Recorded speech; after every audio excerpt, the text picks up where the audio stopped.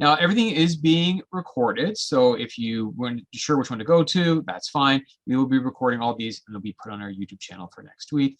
But I just want to thank everyone for coming back here to learn all about cover letters. We're going to be here for about an hour, and why don't we go ahead and get started? I have two of my fellow awesome colleagues joining me today on chats. I have Wei and Shona. They're going to be monitoring the chats. Now, just like with the resume workshop, which we did this morning, with the chats, if I can, I'll answer questions, but just like resumes, this is a very dense presentation, a lot of information to cover, and I won't be able to answer every single question as they come up. We'll see if there's time at the end for me to look at them. But just like with resumes, it'll be a case-by-case scenario in which sometimes you just have to come meet with us and talk. But let's get into cover letters.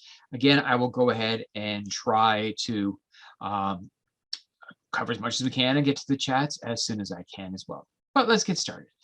Now, just like the previous workshops, this has closed captioning available as well. And again, that is accessed through the bottom of your section there in Zoom. You can go ahead and activate that. So what you will need for today's presentation, you will need the job postings that we looked at during the resume workshop. So go ahead and find those. You don't necessarily need the T-analysis, although you're welcome to refer to the T-analysis, but you will definitely need the job postings. We're going to do a bit of an activity in a bit with that. So go ahead and find those job postings. Okay, learning outcomes for today. Now, one thing you'll find out is that obviously cover letters are a companion piece with resumes. And what that means is some of the slides are actually going to be the same. Some of our learning outcomes are going to be the same because they do go together. But there are distinct differences with cover letters as well. So let's go ahead and go through our learning objectives today. That it is a self-marketing tool. Now, where this is going to be a little bit different, that it can tell your story like your resume, but it will be done a little bit differently. We are going to look at the importance of, again, understanding that job posting and why that's important when it comes to writing your cover letter. We're going to look at the individual components, so how a cover letter is put together.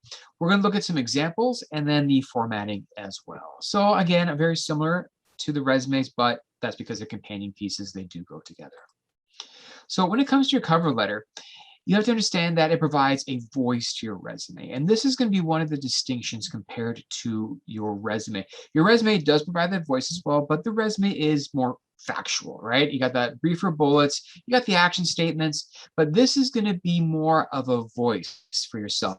In fact, I call it a narrative format in which you're telling your story.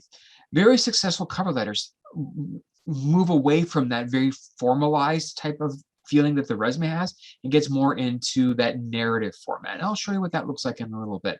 But the approach is going to be different, in which, yes, both of them are going to be marketing you. Both of them are going to show your skills and your experience and how you're the right person for the organization. But the approach will be different. It's going to have that narrative story feel to it. And we'll see what that looks like as we continue on.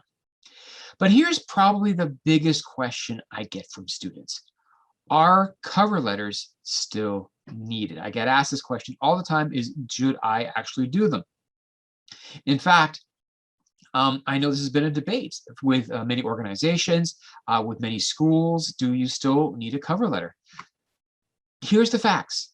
Only 30 to 50% get read. Depending on the study that you look at, only 30 to 50% of cover letters actually get read. That's it. So if you go ahead and put one together, please understand that there's up to a 70% chance that it doesn't get looked at. Yeah, I know, right? Now, as I mentioned earlier, we used to do contract recruitment. I worked for a third-party organization that got resumes in on behalf of an employer. We screened them. And I remember one time I did a bunch of the screening of the resumes, and I went back to the employer who hired us, and there were two HR individuals, and I handed the top candidates to them because they wanted to make the final decision for interviews. So I handed about 20 resumes to them and said, here's your top 20 resumes for the job. And there were two HR people, and what they did is they took the pile and they divided it between the two of them. And I asked both of them, because I always try to do my research, I asked, do you actually read cover letters? And one of the HR people said, yes, I read all the cover letters. And the other person said, no, I don't. So here was a situation in which you had two HR individuals who were taking the cover letters. They were screening them for the exact same job. We're going to interview the same people for the same position. And depending on where you ended up in that pile, one of them read the cover letter, one of them did not. And that's just how they did it. So do understand that the math is showing that a lot of individuals don't read cover letters. They've been called generic bricks of information. They've been called redundant and no longer relevant. So there is, unfortunately, some negative press when it does come to cover letters. Some of this is actually for when I did my recruitment days, we used to call them this. I've heard this from other recruiters. I've read it on different articles and blogs that I've read. So yeah, some individuals do not like them. So the big question is, do you still include one? And that is a big question. And unless it's otherwise stated, you do 100% of the time. So here's the thing. Some organizations don't take cover letters any longer. I know of a few different organizations that actually don't. When you're doing your application online, they will take your resume, but instead they will be using an online application form that you have to fill out. And it covers a lot of what the cover letter talks about, but it's through their own process. Some companies don't want them anymore. But unless they otherwise say don't include a cover letter, we do recommend including it 100% of the time. And here's why. If you do include a cover letter, the worst thing that's going to happen is it gets ignored. That's literally the worst thing that happens. I know the recruiters who will go ahead and just go, skip it, go right to the resume. So that's the worst that's going to happen. Yes, you spend some time on it too. But here's the good thing that's going to happen. You still got a 1 in 2 chance of potentially the employer looking at it. So you do include it 100% of the time. In fact, 2 years ago when we were doing Get Hired, I remember this, we had an employer panel of recruiters and they were asked to include a cover letter. And one of the recruiters said, if you include a cover letter, you will get a point. However, if you give me a one-size-fits-all generic cover letter you sent to everybody else, I remove that point. So what I want to talk to you about then is that behind-the-scenes factor when it comes to cover letters. But we do recommend you do include it. But if you're going to include it, you do have to answer a very important question first when it comes to your cover letter. And that simply is, what's in it for them? A lot of individuals write a cover letter because they think they have to. You know, I'm supposed to write a cover letter, so I will, and just put something together, and those types of cover letters tend to be the ones that don't get read. Just like when you're putting together your resume, you need to take a step back. And when you're putting together a cover letter, ask yourself this question. What's in this document that's for the employer? What's in it for them? What are they going to get out of it? As I mentioned before, when it came to resumes, you need to do a bit of a shift focus or a focus shift when it comes to your perceptions. It's not about you per se when you're writing these things. It's about them. What do they want? What are they looking for? What are they going to do? Someone asks, are they scanned through the ATS? And yes, the cover letters can be scanned through the ATS. So what that means is we're going to look at exactly the same slides we looked at when it came to writing your resume. This is the same slide we looked at when it was your resume. When creating your cover letter, you need to take a step back and answer or understand these 3 components of your presentation, which is, again, number 1, what are the skills, experience, and qualifications the employers are actually looking for? It's reading that job posting, it's doing that T analysis, it's understanding the company. In fact, this is a spot where you can really talk about why you want to work for that company. The cover letter in that narrative story format allows you to speak about why you want to work for this organization. In fact, one of the example cover letters I will show you later on actually talks about why they want to work for that company. So take your time. What is it they want? What is it they're looking for? Again, what skills do I have? What experiences do I have? And how will I tell it to them? So the nice thing about with the cover letter and the resume is when you're prepping for one, you're preparing for the other. So it's not like you need to prepare twice. You're preparing at the same time. You're just going to be telling your story in 2 different formats. But you want to do that research. What is this industry about? What are the trends? What is this company's style? What are they looking for? What's this organization all about? And again, what is this position about? So when you're preparing for your resume, prepare for the cover letter, do this background research and really understand whom it is you're applying to and what it is you're applying to, and then understand how do I communicate all this to the employer for them to actually read it. So it's that same prep work we saw before. You also need to look at your skills. You have technical, transferable, and personal skills that you want to speak about. And depending on the format of cover letter, we'll talk about formatting in a bit, you can address these in different areas. But you do want to make sure that what you're addressing in the cover letter is exactly what the employer is wanting you to talk about, which means you're doing accomplishment statements. But here's a bit of a difference. On your resume, we did those statements, that one bullet that had the quantification, the action verb, the result. Remember that. But in the cover letter, depending on the style, you're taking that bullet and can potentially turn it into an entire paragraph. This is, again, this chance where you get to expand on your story, tell more of it. And also your tone's going to be different too. While on that resume, you were doing that very formal third person point of view of presentation. Remember, I was saying no personal pronouns on your resume.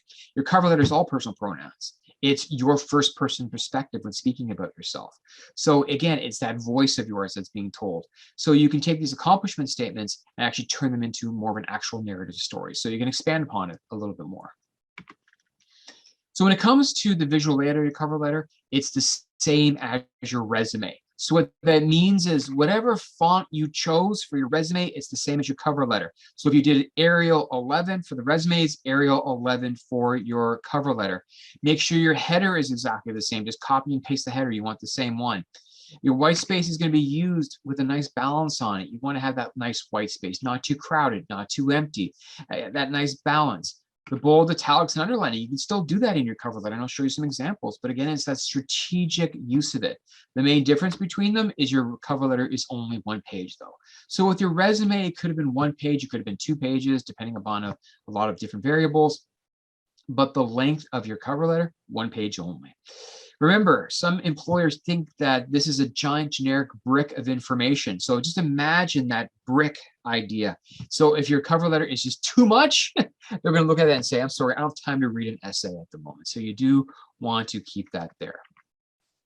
So here are the different sections of the cover letter: the contact information, the date, the name and address of the employer, the job title, the salutation, introduction paragraph, body paragraphs, concluding paragraph, and closing. So I'm going to cover each one of these with you, and the questions that are in the chat will be covered while I'm talking about this.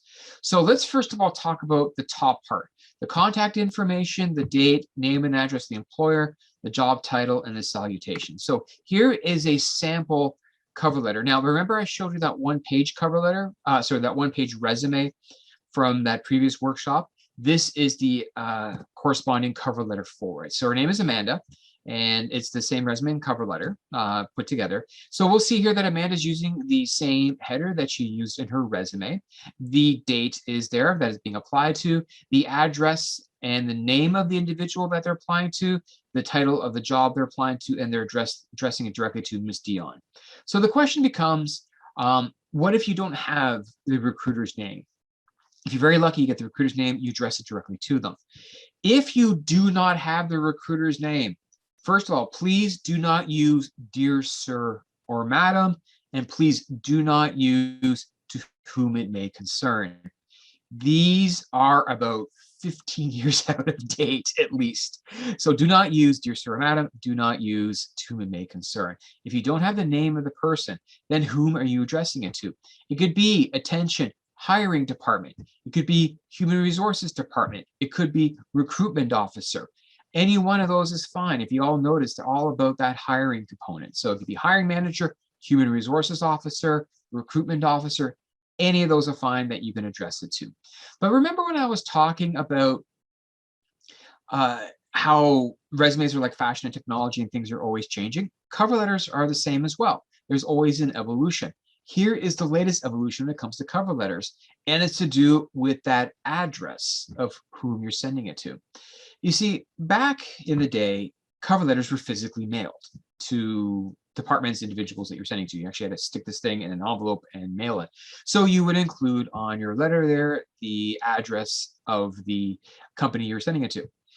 But what has changed in the past while? Who has ever mailed out a cover letter in the past 10 years, let's say? Nobody. Everything is sent through email. It's sent through an ATS system.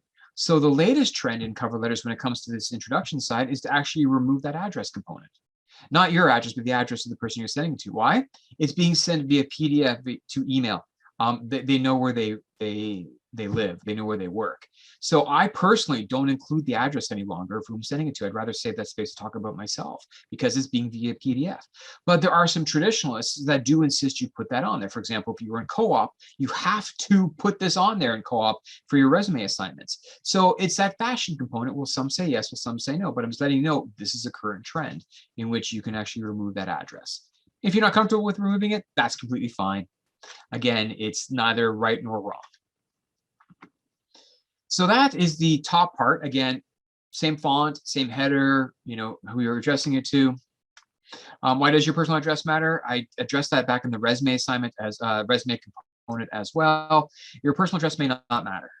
That's the latest trend, as well as people removing their address these days on there. So that's the latest trend. Now, the next thing I want to talk to you about is this introduction paragraph. So this is the first thing they're actually going to read about you. So let's do this in the chats, okay? What is the concern with the following opening sentences? So I'm going to show you some opening sentences from cover letters. There's 4 of them. Once I do all 4, we're going to look in the, I'm going to have you go in the chat and tell me what you think the concern is. Here's the first one.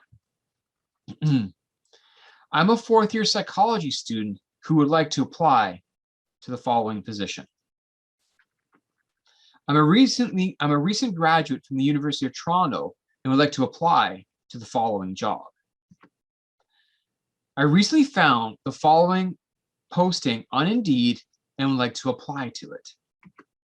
It is my absolute pleasure to apply to the following position, as I believe I have the necessary skills and experience needed for this job. In the chat, there's something wrong of a concern with these 5 opening sentences. Anybody want to think, what is the big concern? Interested position, I'll directly jump into the job, school, okay, a bunch of them.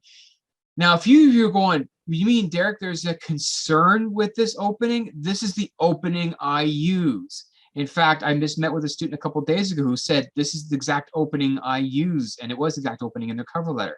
So do you know what the concern with those 5 openings were? That 90% start exactly the same way. Those openings were pulled from my memory. Way is, yeah, what's in it for them, right? Way is a career counselor who also does cover letters. And Way, I'm pretty sure you've seen a bunch of these before. Everybody says the same opening. What we have to remember is that most candidates would say that they're interested in the job. Most candidates will say they have the needed skills and experience and personality for it. It's not an issue that those openings were wrong. It's not that they were bad. It's not an issue of that. It's an issue that everybody is saying it. Remember, generic bricks of information. That's what cover letters have been called. And if everybody is using the same opening, then you fall within that 90%, a generic brick. So it's not those openings are bad, it's that everybody else has already said it. And imagine being that recruiter, and again, I've done this, where you got that stack sitting on your desk like this, and everybody's sentence starts the same way. The first thing you do is say, oh, just like everybody else, and you skip it. So how do we change this? How can we change our opening to grab attention? What you want to try is something we call the hook opening. Just like a hook for a fish, it grabs it and pulls them in. You want to have an opening that grabs the reader's attention. The problem with those 5 statements I read to you is none of them were attention grabbing. You've heard this before. I've heard this before. So we need to come up with something that's different. Everybody says they're interested in the job, right? Obviously, that's why you're applying to it. Everybody's interested. Very few cover letters address why they're interested. Remember, the cover letter is the opportunity for you to share your personal story, to share your narrative. This is where you get to tell them why, personally for you, you are interested. What is your personal motivation? What is your unique take on the field? Why are you actually applying? Not that I just want a job, not that I'm interested in the field. What is your personal take on this? Why did you choose this job? Why do you want to get into it? Please don't say because I need a job, because they know that there's a personal reason behind it. If we start with that type of opening, this is unique. This is different. It grabs attention because they haven't read this yet. I'm going to show you some samples of what this looks like. This is from an actual management student. So let me read this one out. This is an actual opening statement from a management student for their cover letter. To work for a company that markets $9 billion brands, over 40 100-year-old brands, and many other global brands, this is a delicious privilege any aspiring marketer has been striving for.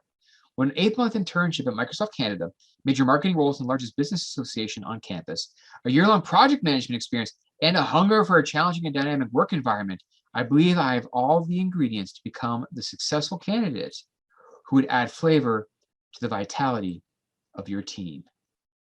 This is someone who wants the job. This is someone who's done the research. This is someone who knows what's in it for the employer because they know what they've done. Now, this is for a marketer. And like I said, this is a personal voice. A marketing person is going to talk this dynamically and drive like this because it's a different type of job. The jobs you're going into may not be this bold, but there's no question. You know who this person is. You know what they're about. You get why they've chosen this type of position.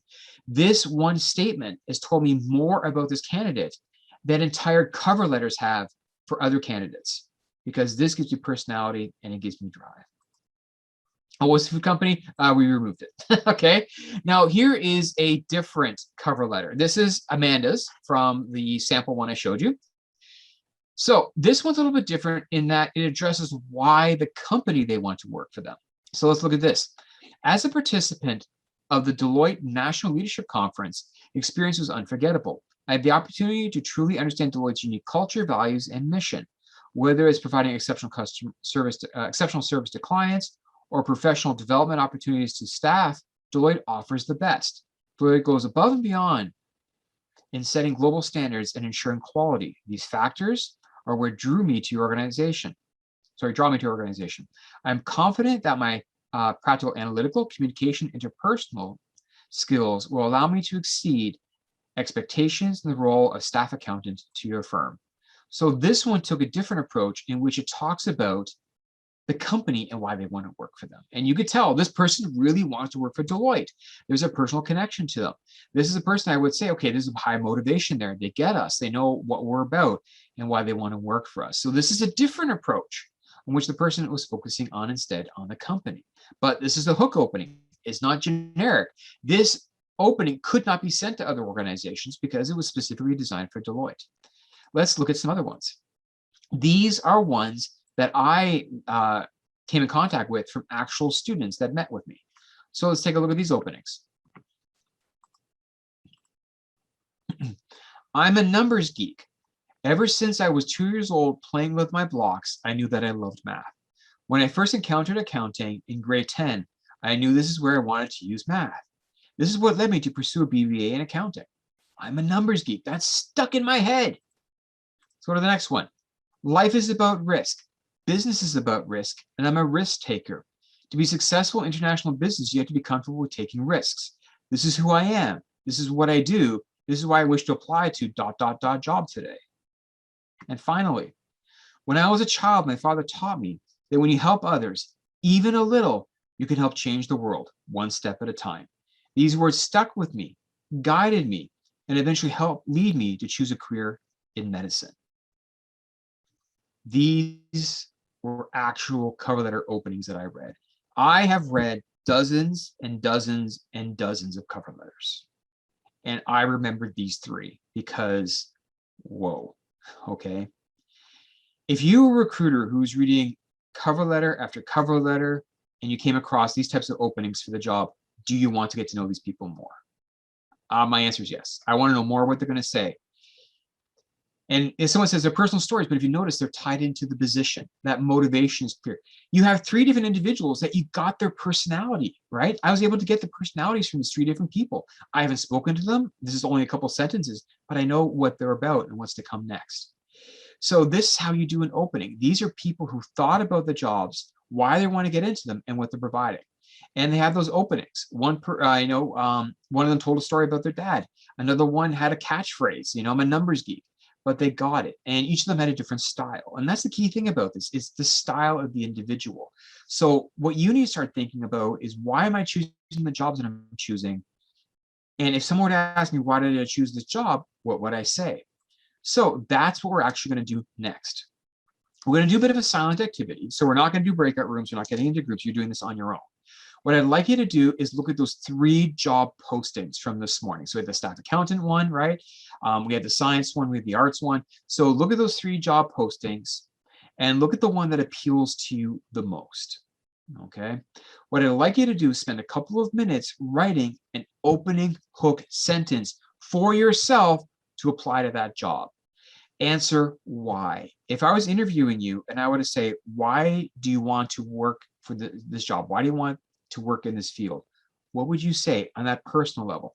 Again, you can tell a bit of a story. You can have a hook statement opening, something, but make it your personal motivation. So look at those three positions, pick one of them, right? The one that appeals to you the most, and write 1 to 3 sentences. That's all you need is 1 to 3 sentences. 3 is a little on the high side, so maybe 1 to 2 sentences with your personal hook motivation. We're gonna do this silently, okay? And then at the end, I'll ask for 2 volunteers to share their opening sentence for us, right? You'll tell us what job you're applying to and then share your story. So I'm gonna give you probably about, I'd say 3 minutes. That should be long enough to come up with a couple sentences. Answer your why. We're gonna do this silently. I'm gonna put a little bit of music because I just don't like the silent side. Pick the job that appeals to you. Why? Why do you want to do this? Come with your own personal approach to this. Give you about 3 minutes, and then we'll come back and I'll pick 2 volunteers who would like to share their opening for us. Sound good? Why don't we go ahead and begin? So I chose the science technical officer for biology. Fantastic. And so I wrote like 2 sentences on it. And so I started with, to work for a noble and renowned research institution, such as the National Research Council of Canada, would honor my goal in entering the healthcare field. I joined an excursion to live in the slums of Manila for an entire day, and this made up my mind that I would pursue a career in health and research. Oh, there we go. Thank you. Excellent. Better than I found this job and I didn't wish to apply to it. Thanks, Rome. That was awesome. Thank you. Thank you. Do we have another volunteer? No, that's okay. We'll just take the one. So what I've noticed for individuals who start like what Rome did or anybody else who has that kind of opening is the rest of their cover letter also was that dynamic. It was something that stood out and was memorable. So when you start off strong, the rest of it tends to follow through. So take some time to think about what can I say about why I chose this job and why it's important to me. That is something we haven't read before, and it does help it stand out. Great. So that was just the opening paragraph. Now we're going to get into the middle section of the actual cover letter itself. So the body of the cover letter is where you get a chance to really share that story, is where you get to look at those skills and experiences, the personality traits, but then it's relevant to the position. So once you've done that research, when you looked at your resume now for the cover letter of what this job is about, this is when you need to look at those examples about yourself and say, okay, what can I share that matters to the job? Again, what's in it for them? What am I going to talk about? Now, these examples could be both hard skilled or technical skills or soft skill based, depending upon the actual position you're applying to. It could be a combination of both of those. If we remember the business intelligence analyst position, that position was hybrided, in which it was very, very technical, but it also required individuals who could work with customers or stakeholders. So this is where you could do a hybrided middle part, in which you can talk about the distinct technical skills you have that match the position, and the personality skills you have that match the position on that personality side of dealing with stakeholders. So this middle section could be a hybrid of both hard or soft skills, again, depending upon this position. Now, these examples in the middle are customizable and should be customizable depending upon that job. So as with your resume, make this accomplishment based. Include those quantifications, include those action verbs, talk about the results. What you want to do is share the story. In fact, the cover letter allows you to share more of a story than you typically would have on your resume. So do take advantage of that. Now, one of the biggest common mistakes we tend to see when it comes to cover letters is that middle section, just putting information examples for the sake of putting something. They're not relevant to the job. Very often when I read a middle section for a student, I'll ask them, why did you include this example? And they'll say, I don't know, I just did. Well, if you're not sure why you're including that example, how is the employer supposed to know what to do with it? So just don't put something for the sake of putting something. Again, that's when the employer says that's a giant generic brick of information. It doesn't have any relevance to the position. So make sure when you're putting something there, it has a reason to it. Now, some of these personality ones can, not necessarily have to be directly related to the position per se, but you can show how they connect to the position. What do I mean by that? So let's say you have a job in which you're going to be dealing with the public, a front end position. And you, let's say, used to work at Tim Hortons, right? So you did front end at Tim Hortons, you customer service. Now the front end position you're applying to isn't retail, However, I can tell you right now that anybody's ever worked at Tim Hortons or any kind of service job, you know how to deal with people, right? You know how to be patient. You know how to have communication skills. You know how to do active listening. You have no choice. That's survival in those positions. So you could use a transferable skill in this case, in which you can say, during my time in Tim Hortons, I learned how to communicate successfully with people, how to resolve problems, how to do active listening.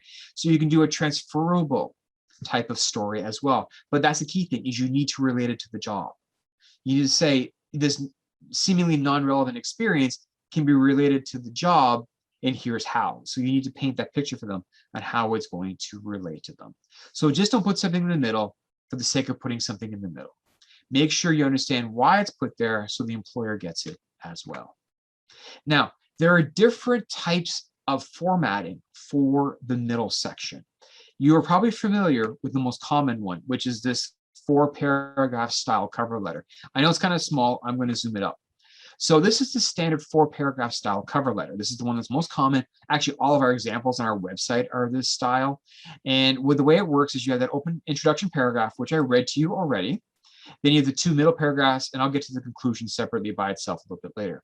But this is Amanda's 2 paragraphs to Deloitte. So let's look at the 2 paragraphs she wrote here, and I'll read them out for you. So, as a DECA-U delegate, I have analyzed numerous case studies, developed solutions, and presented my ideas to panels of judges in a professional manner. With my strong communication skills, I was awarded 3rd place overall at DECA-U's provincial and Waterloo Invitational. The ability to communicate to clients in a team or to coworkers is crucial in Deloitte's work environment. You see how they did that direct connection there? Utilizing my strong communication skills, I'm confident I will develop a long-term relationship with clients and coworkers, enabling me to serve clients in an effective and professional manner. Furthermore, I will effectively communicate my ideas, concerns, potential audit issues, and unusual relationships to my team. This whole component was about this communication with examples and examples and examples. Second one, in addition to my experience with the Institute of Chartered Accountants of Ontario, has required me to be approachable, personal resource. In this role, I provide guidance to students regarding their career paths by answering inquiries concerning the CPA designation and offering resources to enhance their learning. As a personal goal, I strive to help students understand the necessary core competencies in any career they pursue, and as a result, have understood the CPA designation better as well. It is through these interactions I engage with students that I have confidence in my ability to build future relationships with clients and team members in an audit environment. Story, narrative, directed, what's in it for them. Clearly, Amanda has thought about what Deloitte's looking for, has clearly thought about what her examples are about, and how they match what Deloitte wants. This is not a generic brick of information. This is someone who understands Deloitte, understood the job, and had their specific examples matching. So this is how you do this. This is how you need to approach this as well. So this is the standard 4-paragraph cover letter. It is the most common one that's out there. And unfortunately, it is the one that people call the brick, because this is where, if it's just a generic paragraphs of stuff that the recruiter's just not going to have time for. So this is where you really need to take that time to craft something that they're going to want to read. This is why the hook opening is so important, because once you have their attention, they're going to want to read everything else. So this is the standard one. It's the one that you're going to see the most often, but it's not the only one. Let's look at the next style. Oh, this one looks a little different, doesn't it? So we have for Elizabeth here a different type of header. That's fine. The header's different. But let's look at that middle. Where the paragraphs go? The paragraphs are gone. Instead, what do we have? We have bullets instead. This is known as the highlight accomplishment type of cover letter, where instead of doing the body paragraphs, you're instead providing distinct highlight accomplishment examples that are related to the position. And if you look at these examples, each one of them is an actual accomplishment statement. Now, you're going to say, this actually looks very similar to the summary section in the resume, and yes, it does. If you choose to use this one, please don't copy and paste your summary section, okay? You want to make sure that they're different. But look at this, drove successful launch of startup organizations through contemporary hiring practices, defining product implementation, developing go-to-market strategies to achieve 50% margins and $15 million plus revenue within the first 3 years. Quantifications, numbers, highlights. If you choose to use this style, just make sure, now they did 3 bullets here. 3 to 5 is usually good. Make sure each one of those accomplishments is dedicated to what the position is about. Now, if we notice this, it is visually different than the previous one. It is very different, right? Let's go back here for a second. Your eye instantly jumps to that middle section. You can notice it right away. It's different. So that's the one advantage this one potentially has, is you instantly go to the bullets.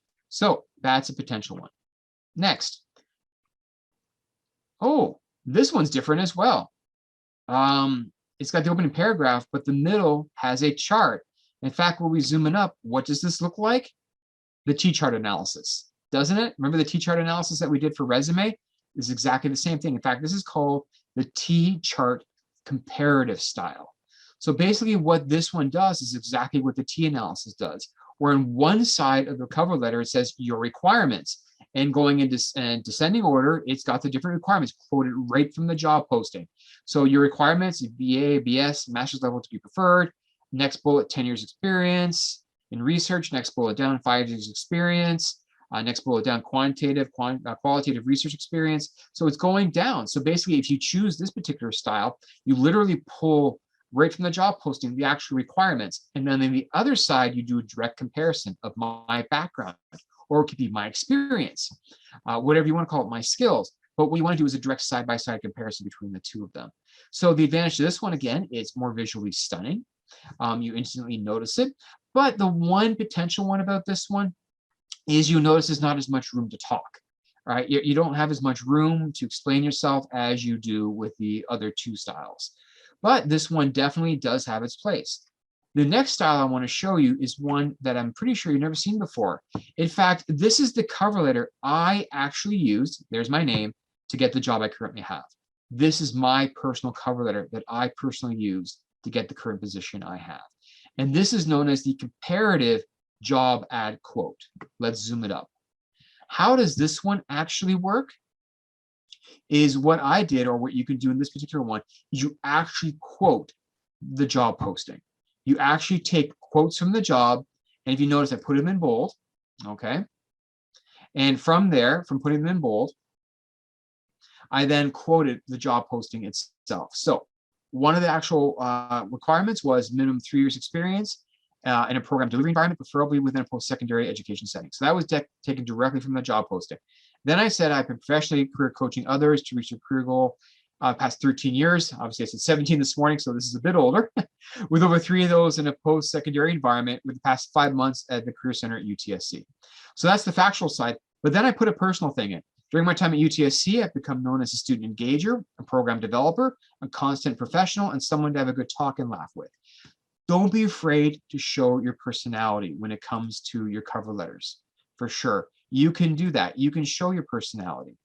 In fact, this allows them to know more of who you are. So in this particular style, I quoted 3 actual components from the job posting itself. And again, those bold parts are actual quotes, and then gave my actual examples. So this is a different style that you could look at. Which one do you use? Right? I've shown you a few different styles here, different ones to look at. Which one do you use?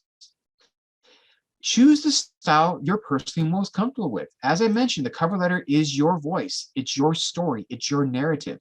So some of these you might feel reflects you better. Now, the job quote one that I just showed you, anybody who knows me, know that's me, right? They know that's my personality type. I'm very, in fact, I was told that when I write my emails, I categorize everything. So that's my style. So that's the one I tend to like. I used to use the paragraph style. Then I went to the highlight accomplishment style. Then I changed up to the job ad quote. So pick the one that you feel represents you. Next, some industries prefer one style over the other, okay? What that basically means is that for that, let's say that T-chart analysis one, if you're a management student, let's say in finance or accounting, you're looking at that going, I get this one. That's totally me. That's how I think. That's how we do things. And that might work. But if someone who's more of a social environment, where you're working with people. You might look at that style and say, you know what, that doesn't really tell me much about your personality. I don't get to know you very well. So it's important to take a step back and to really analyze, what's the industry want? What's the kind of style for them? What are they looking for? So let's say you've been using that paragraph style, the 4-paragraph style forever, but you want to get into a design field or a consulting field or something in sales or something. They might look at that style and say, that's average, that's normal, that's what everybody else does. I'm looking for more dynamic.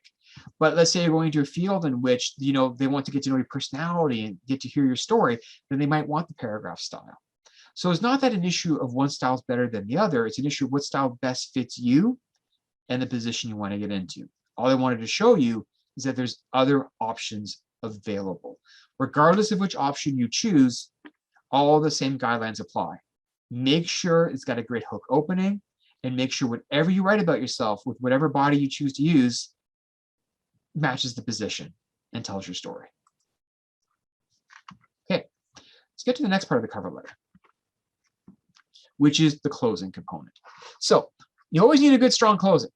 The ending, you need to end strong on this. So you do want to include some kind of closing.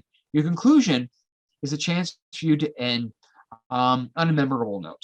So just don't use a one-size-fits-all cover letter. I've seen it before where people say, I want to work for ABC Company because ABC Company is great. And then they forgot to change ABC Company and send it to the wrong place. So don't do copy and pasting, okay? These don't have to be long, 2 to 3 sentences at most is fine. Now, how you can create a good, strong one, try this. Try bookending your opening. So remember in the opening, you create some kind of theme, some kind of statement. Well, why not reflect that statement in your closing? Open with a strong statement when you introduce yourself. Prove everything about yourself in the middle, and then conclude with reflecting what you said at the top. Try that out. I've seen that done before, and they're very strong. You may want to include a way to contact you, such as your phone number, which is one of the best ways to do it. But here's a little tip. Ask for the interview. I was once reading an article on cover letters from a set of recruiters, and they said, just ask for the interview. Now, you might say, isn't that a little too bold? And the response is, why are you writing a cover letter? You want an interview. It's okay to ask for it. So go ahead and ask for the interview. Here are a couple examples. I'll go ahead and read this for you. My professional experience has trained me to be a meticulous multitasker. I hope I will have the opportunity to put those skills to use at the Canadian Red Cross Society and go beyond the classroom discussions to make a difference in the world. Thank you for your time and consideration. So you didn't read the rest of this cover letter, but they're talking about how they were a teacher and going around the classroom in their document. Here's the next one. Given my strong laboratory skills and ability to work and learn quickly under pressure, I feel I'm an excellent fit for this co-op placement. My aspirations to become a researcher motivate me to learn as much as possible about molecular virology and assist with your research. Thank you for your consideration, and I hope to discuss my qualifications further in an interview. They're asking for the interview. So you'll notice that just by reading these 2 concluding paragraphs, you get the type of job they're applying to. The one actually says, I want to work in a laboratory.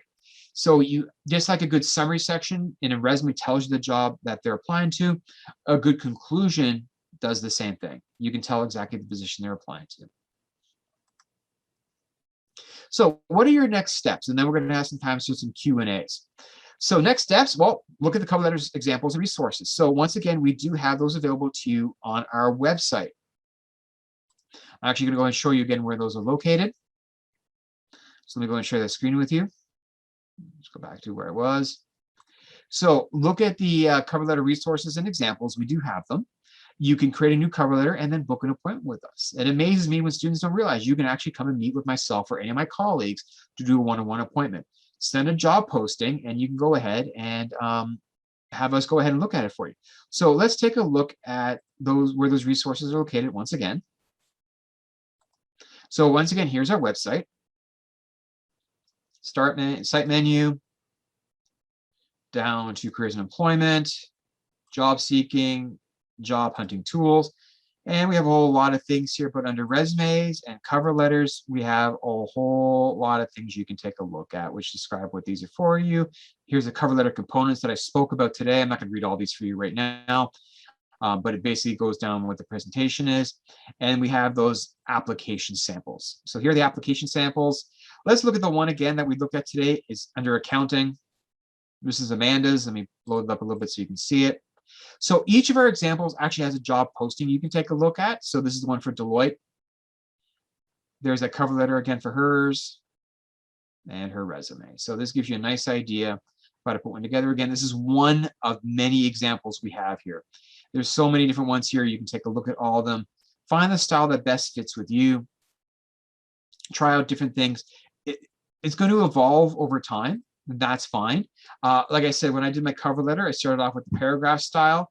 Then I went to the highlight style, and now I'm doing I was using the comparative style as my last one. So it's fine to have them evolving over time, but have them looked at with by us. We'll take a look at them for you. Now, typically speaking, for our appointments, we can either do one or the other, but sometimes we can do both if we can squeeze it in. But we can either do resume or cover letter for you during an appointment. If we can do both, we will. But just let you know that 30 minutes, we go really deep into those things. But that's cover letters. So we do have about 9 minutes left before our next thing. Let's go through some questions. So Wei or Shona, have you been getting some questions for me? Yes, but because we're not sure whether we will have time or not, we answer most of the questions. That's okay. Go ahead and pull out some for me there. I have a question. I mean, just you're talking about the connecting with employers through the hook at the beginning, do something nice. Can you give some examples? What are some of the good ideas? Like what kind of employers information we can use to make a connection? Oh, that's great. And so this is what kind of things we can like about employer? Right. So if we go back to Amanda's for a moment there, I mean, obviously they've done their research. I've seen students quote something about the employer. They actually went on the website and quoted something about them. I've seen students talk about the values of the employer. So what is their mission statement? What's their value statement? What's some of their history? So if you want to make a direct connection to the employer, well, what is it about them directly? If you're a current user of their products, for example. So I remember I was reading a sample one from a career site. It's a career magazine. And the person's opening cover letter statement in the cover letter was, "I've been a reader of yours for years, and your company is killing it." You know, so they actually made that direct connection. They've actually been a user of the service. So there's multiple ways you can make that direct connection by researching the employers. So do you some research. Again, you can do a quote, quote their values. What's your personal reason for wanting to go to them? There's many different ways you can do it. Just don't do a generic thing by saying, ABC is a great company because it's a great company because it's a great company. Like, you don't want to go generic like that. Obviously, if you can take that company's name out and put a different company's name in and not change anything you wrote, that's too generic. So you want to be as specific as you can. That's great. All right, what else do we have? Thank you. We do have a hand up. Ayesha, do you want to open your mic to ask a question? Hi. My question is from the earlier part of the presentation. As Derek, you said that we don't need to have one resume or cover letter and send it to hundreds of companies or job postings. So how frequently we should change our resumes or cover letters, and how we should edit parts? Fantastic. That's a great question, right? So yeah, if you're sending out hundreds of resumes and cover letters, I can tell you right now, you're not customizing, because you couldn't customize that many. You're just most likely copy paste. So I'm advising not to do that, because obviously you're not even going to make it through an ATS system. So how often should you do it? That's a great question. Now, this is going to be individual to each person of how often should you do it. But here's the good thing. You don't necessarily have to rewrite the entire document from scratch every single time. You don't necessarily have to do that. If you're staying within the bubble of the industry, so if you're staying within the same type of jobs, then you can have what's called a master resume and cover letter, which means you can have everything. So, it's your master one. So, it could be like 3 pages long for the resume, 2 pages long for the cover letter, because it has everything. You're staying within the bubble. Then what you can do is, again, read the posting. The job posting is so important. Read what that job is about, and then pick the best things about yourself that you want to present. So you just customize at that point. Now, resumes and cover letters is that cliche 80-20 rule, which means you're going to spend 80% of your time designing that thing. It's going to take you hours, and I apologize. It's just the way it is. It's going to take you hours. But customization is 20%, in which you can just fix it up to match that position a little bit better. So I'll give you an example. So in my particular industry, You can do one-to-ones primarily as your job, so one-to-one appointments. You could also do presentations as your primary part of your job, or you can do a hybrid of both. Now, to do one-to-one appointments requires a different skill set and personality compared to doing presentations. Not everybody who's a great one-to-one person can be great at presentations. Not everybody does presentations can be great at one-to-ones. And there's the hybrid as well. So when I was applying for jobs, if the job was more focused towards that one-to-one consulting component, then my resume and cover letter reflected more of that one-to-one experience. If the job was more of a training position, because I used to apply for occupational training positions or staff training jobs, then my examples focus more on my group facilitation abilities. If it was a hybrid, then I'd mix them up. So you can, customize that. Now, if, however, you're applying to different types of jobs, so these aren't under the same umbrella, these are different positions completely, different industries completely, then you need two separate resumes and two separate cover letters because they will have different focuses to them. So yes, you will have to have two separate ones because you can't customize in that sense the same one because it's a totally different field. So really it depends upon what you're applying to and how different the positions are, but you don't have to rewrite the whole thing every single time. You have to write it once and then customize it from there. Okay, and we can help you with that for sure. We can do that. Great, that's a great question. Any other questions? We have another question from Felicia regarding using creative style. So the data is if we don't use any creative style, color or even some design black and white, we may not, what is the way to stand out? Right. So again, that's a great question. So again, with that creative style, you'll notice I keep on saying the word relevant. And that's the key thing is what's relevant to the position you're applying to.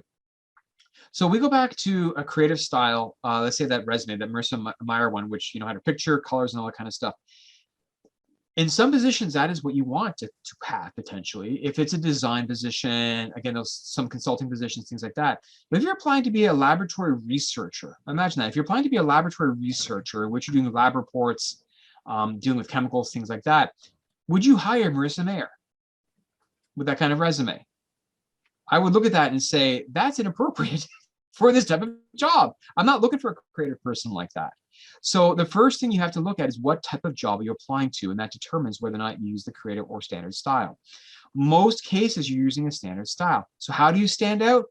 That's stories, the examples, starting off differently. All the things I've been talking to you about is make it personalized.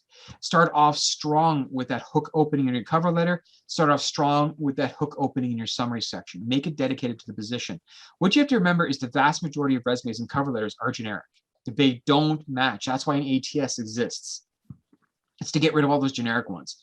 So by just taking the time to be more specific, by taking the time to stand out, by taking the time to show your accomplishments, that's how you stand out. So as you can tell, we're not the biggest fans of the creative ones. They do have their place. They will not be processed again through an ATS system. So through some of those cover letters I showed you, for example, such as that column style cover letter, that's not going to go through an ATS very well. It can get messed up. So that's where you also have to know the type of job you're applying to.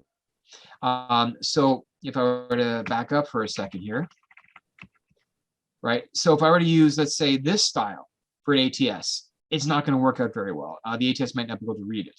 And that's one of the reasons I stopped using that type of style and went to this style instead, because it's doing the same purpose, but an ATS can read it because it's still a linear format. Still the same purpose. It's one of the reasons I switched it up, is so I can get through a computer system and a computer can read this. So you again have to know what you're applying to and what's relevant to that type of job.